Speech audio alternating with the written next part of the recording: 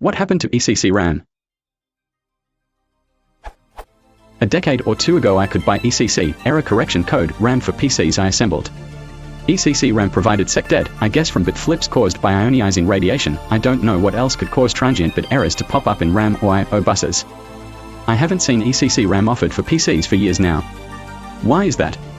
If ECC memory was helpful 20 years ago, presumably it would be more helpful now that PCs are running with 1 to 2 orders of magnitude more memory, at lower voltages and with smaller physical features that, presumably, are more susceptible to corruption from stray radiation. Are any of these assumptions incorrect? i.e., if ECC RAM was considered a useful feature a decade ago, do the reasons it was useful no longer apply to current personal computers and servers? Or is the thinking now that ECC RAM was never actually useful?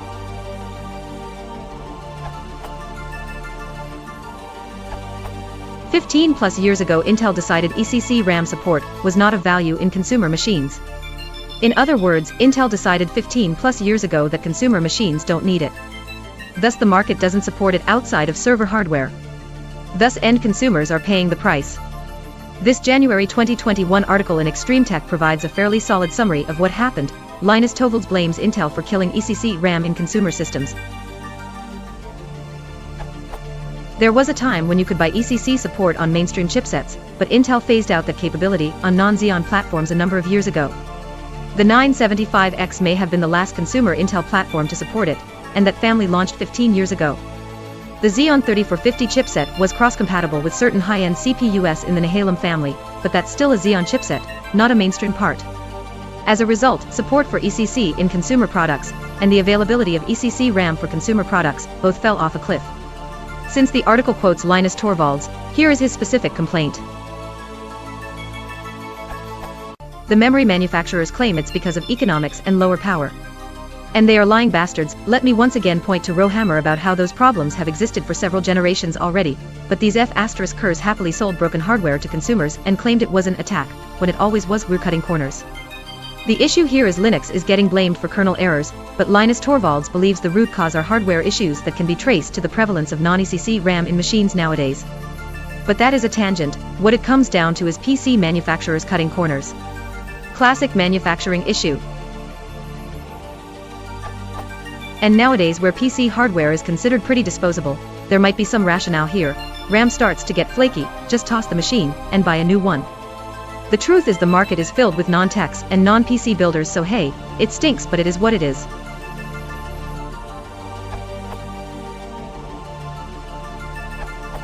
A decade or two ago I could buy ECC, error correction code, RAM forks I assembled. ECC RAM provided SecDead, I guess from bit flips caused by ionizing radiation. I don't know what else could cause transient bit errors to pop up in RAM or I/O buses.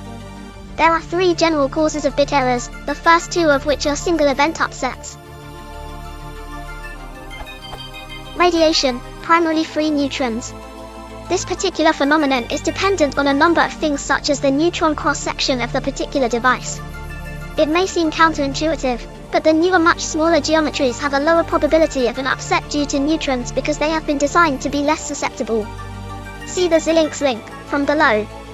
Lead, specifically PB210, which is part of the uranium decay chain and is found in older kit in the balls of Barger devices. Xilinx refers to errors from this as the alpha rate as they emit an alpha particle during decay. Clearly not an issue for a great deal of current equipment that is lead-free, but still quite an issue in aerospace where tin lead processing is still common. General bit error rate issues. A memory interface is a communication channel, and all communications channels have an error rate. Admittedly, you may never see a single bit error in the life of a particular piece of equipment as this is a statistical quantity. Errors due to electrical noise and poor device decoupling also fall into this category. i.e., if ECC RAM was considered a useful feature a decade ago, do the reasons it was useful no longer apply to current personal computers and servers? Or is the thinking now that ECC RAM was never actually useful? It was useful, but of limited value, although many side channel attacks can be mitigated by its use. The real reason you can't find it in commercially available boards is simply cost, and those boards that do have it have a rather large premium, far higher than the delta cost of the silicon to handle it and the extra 8 data bits, for a 64-bit memory system. The cost-benefit analysis doesn't support its broad availability. I do remember a research paper from Boeing that discussed soft errors in a Denver data center. The amount of free neutrons is, up to a certain level, proportional to altitude. The higher you go, the more there are. If ecc memory was helpful 20 years ago, presumably it would be more helpful now that PCs are running with 1 to 2 orders of magnitude more memory, at lower voltages and with smaller physical features that, presumably, are more susceptible to corruption from stray radiation. Are any of these assumptions incorrect? The memory interfaces we have today are far more robust than you might think. For DDRx, the data strobes are differential, so they reject common mode noise, and lower transition voltages are actually better for high-speed interfaces, as we proved years ago with ecc. In avionics, and in particular flight safety critical avionics such as flight control computers, the use of ecc for L2 and beyond is mandatory, as is the use of parity for L1. That is one of the reasons those cards are not from Intel or AMD. Update. The specifics of just how memory cells are laid out has a rather large effect on their susceptibility to SUS. Xilinx has taken a particular approach that effectively stacks memory cells in such a way that the probability of a high-energy neutron causing a bit flip is significantly reduced. As I am not an IC designer, that is all I can really say. There is a great deal more information at the Rosetta project.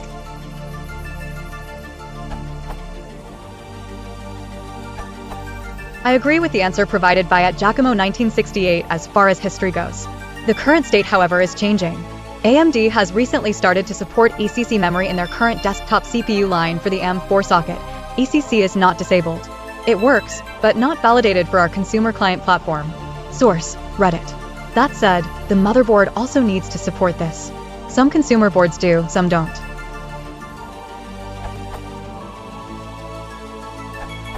A bit more that addresses the question. Intel unilaterally decided that consumers did not need ECC and decided to only provide it to server and workstation customers where Intel could charge a premium. Microsoft tried to make ECC a required feature for Vista certification, but Intel refused to do it. Before the Core i7 series, the memory controller was part of the motherboard and ECC support was a motherboard chipset feature. You can get laptops with ECC. For example, there's the Dell Precision Workstation line, which you can get with a ZNW CPU and ECC RAM. You can buy any Ryzen CPU. Well, any Ryzen without integrated graphics. For the integrated graphics to work with ECC, you need a Pro version, which is hard to find unless you buy it in a pre-built system. With a Ryzen and a motherboard like the Asus Pro line, the unbuffered ECC will work great. For the registered, buffered ECC modules, you need a real Xeon or EPYC CPU because those RAM types are controlled differently. In the near future, DDR5 RAM has the option to use ECC internally without any notification or control from the CPU. It also has the option to provide signaling and control to CPUs that support it. Here is an example of an ECC module you can buy today. I bought 4 of them for a Ryzen build.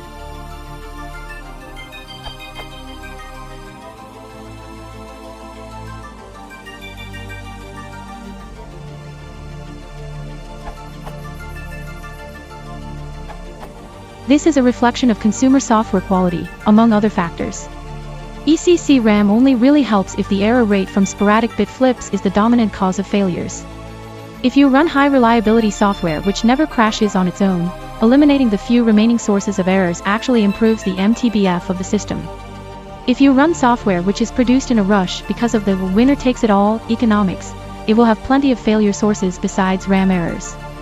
Paying the premium to reduce your error rate by a few percent just doesn't make sense in this case.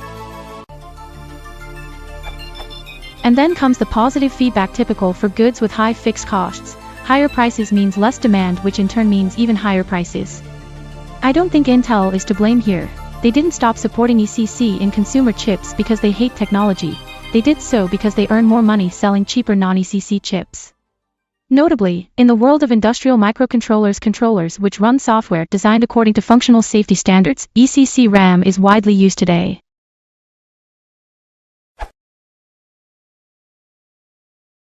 If you want to support the channel, please consider liking and subscribing.